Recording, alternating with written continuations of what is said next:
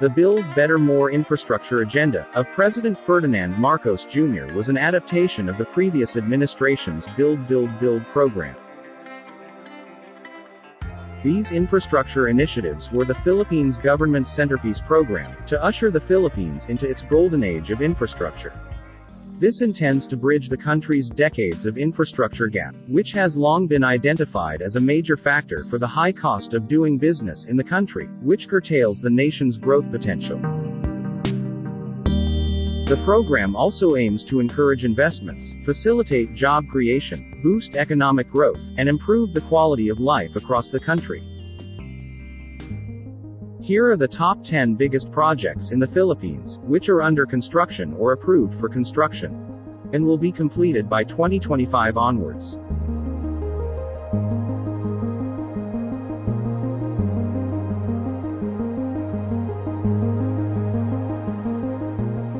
Horizon Manila is a 419-hectare reclamation project located in Manila Bay.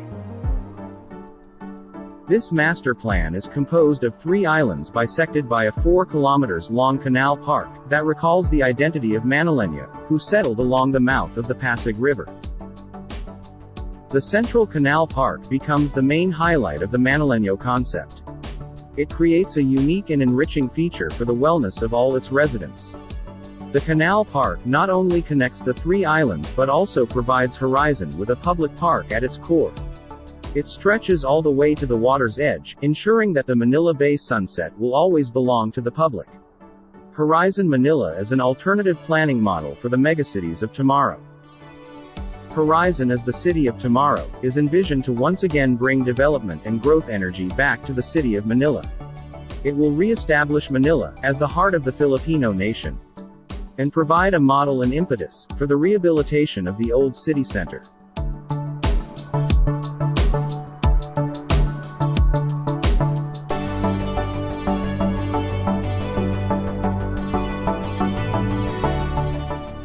PNR Bicol, or the South Long Haul Project, is an upcoming 565-kilometer intercity rail line in southern Luzon. It is part of the larger Luzon Rail System, a network of long-distance standard-gauge lines being built by the Philippine National Railways throughout the island. It is one of the 2 lines that will reconstruct the historic PNR South Main Line, along with the electrified North-South Commuter Railway South section from Manila to Calamba, Laguna. The rail line will span 39 cities and municipalities, 4 provinces, and 2 regions. It will involve the construction of 23 stations, 230 bridges, 10 passenger tunnels, and a 70-hectare depot in Laguna. The PNR South Long Haul Project is expected to be fully operational by the 3rd quarter of 2026.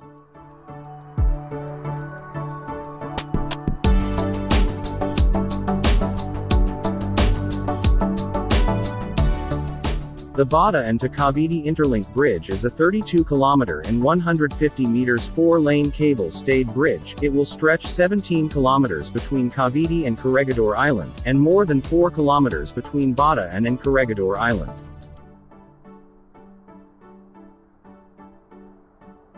The project will involve the construction of 2 cable-stayed navigation bridges, the North Channel Bridge, with a main span of 400 meters. And the South Channel Bridge with a 900-meter main span, standing at a water depth of approximately 50 meters. It will connect Bata in the north, and Cavite in the south, the 2 adjacent provinces of Metro Manila.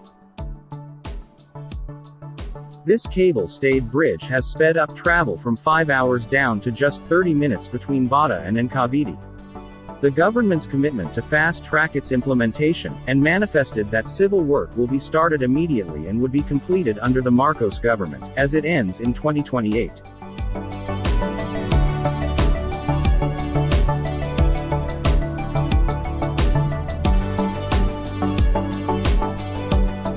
Laguna Lakeshore Road Network Project is a 37.6-kilometer new road network, at the western side of the Laguna Lake connecting Taguig City and Laguna in Calamba City.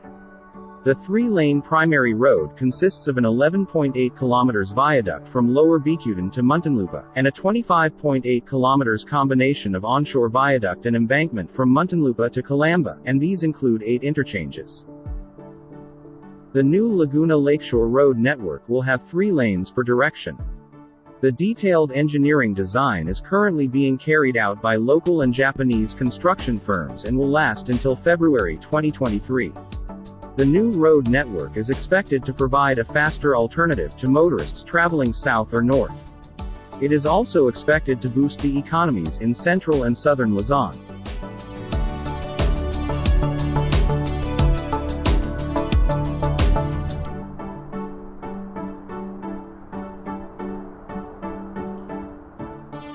The Panay-Guimaras to Negros Bridge project involves the construction of 32.5-kilometer 4-lane bridges, including connecting roads and interchanges that will connect the islands of Panay, Guimaras, and Negros in western Visayas.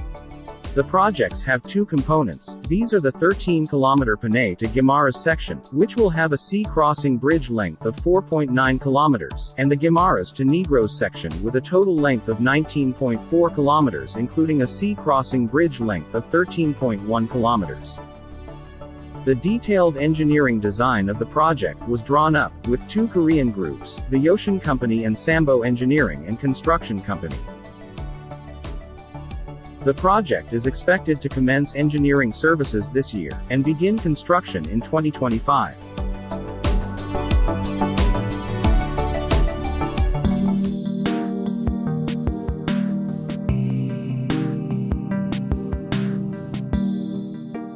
The Makati Intra-City Subway is a 10-kilometer under-construction underground rapid transit line located in Makati City, that will link establishments across the city's business district. The Makati Subway project, the first of its kind in the country, will be built at no cost to the city through a public-private partnership agreement between Makati City and Philippine Infradev Holdings Incorporated. It will operate 18 hours a day, serving some 700,000 passengers daily. The project has been set for completion by 2025.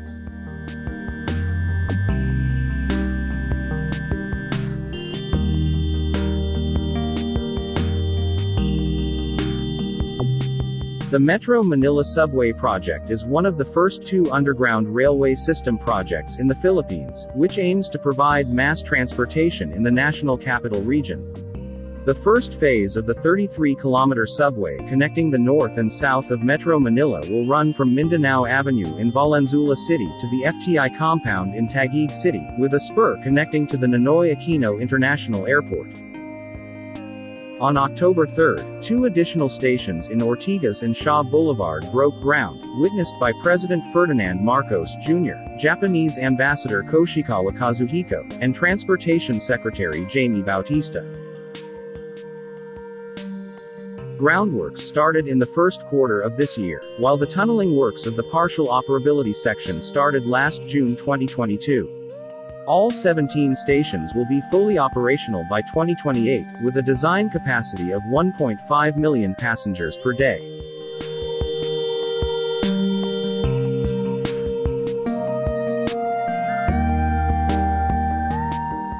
Sangley Point International Airport, which will be the newest airport in Mega Manila, is located in the province of Cavite, south of Manila.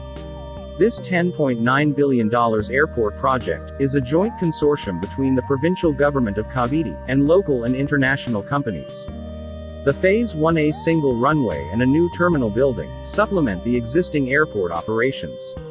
It will cost $2.3 billion and will allow the airport to serve 15 million passengers a year.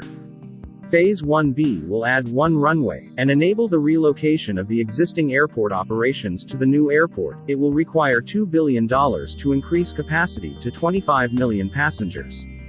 Phase 2, ultimate capacity can be increased with a 3rd and 4th runway.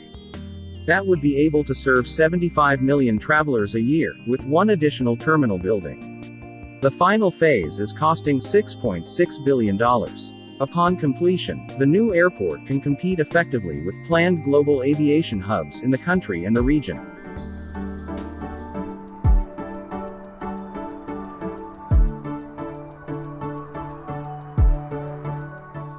The new Manila International Airport is an under-construction airport city in Bulacan that will serve as the main aviation gateway in the Philippines.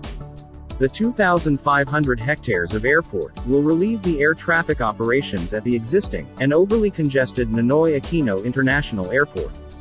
The $15 billion projects will be developed by a local firm, San Miguel Corporation, which was granted by the Philippines government a 50 years franchise that involves the construction, operation, and maintenance of the airport. The development includes a passenger terminal building with airside and landside facilities, an airport toll road, and 4 runways. The gateway has a design capacity of 100 million passengers a year but can be expanded to 200 million, and is targeted to accommodate 240 aircraft movements per hour. Making New Manila International Airport the biggest airport in Southeast Asia and the second biggest airport in the world. Under this massive program, approximately 1,700 hectares of new land will be developed for the airport. The land development project is set to be designed according to the highest technical and environmental standards to withstand potential large earthquakes, local typhoons, and future sea level rise. This capital project is expected to be completed by the end of 2024.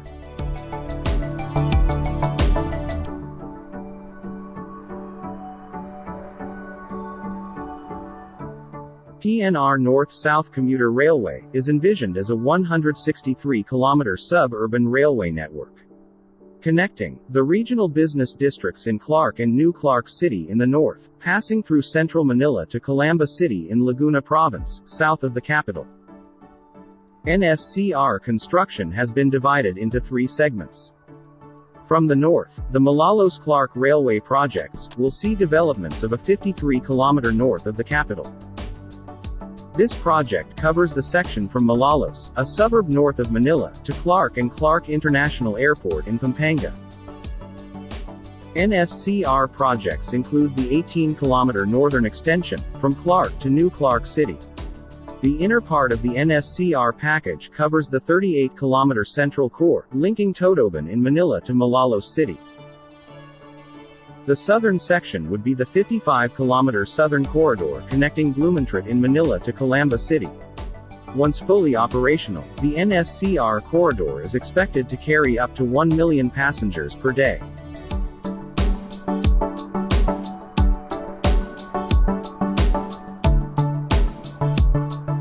While the biggest and the most ambitious project of urban development in the Philippines is the conversion of 9,450 hectares of property in Clark into New Clark City, envisioned to become the newest economic hub of Asia. Phase 1 of the project, costing $14 billion, which housed the satellite government offices and a first-class sports village, was fully completed last year. The project is expected to cost $60 billion, which will be carried over decades of development and will be financed both from the government and private companies. When completed, these projects are expected to bring important benefits to the Philippine economy and to the lives of ordinary citizens. More generally, improvements in the quality of infrastructure services will help cut the cost of doing business, attract more investment, and enhance productivity around the country.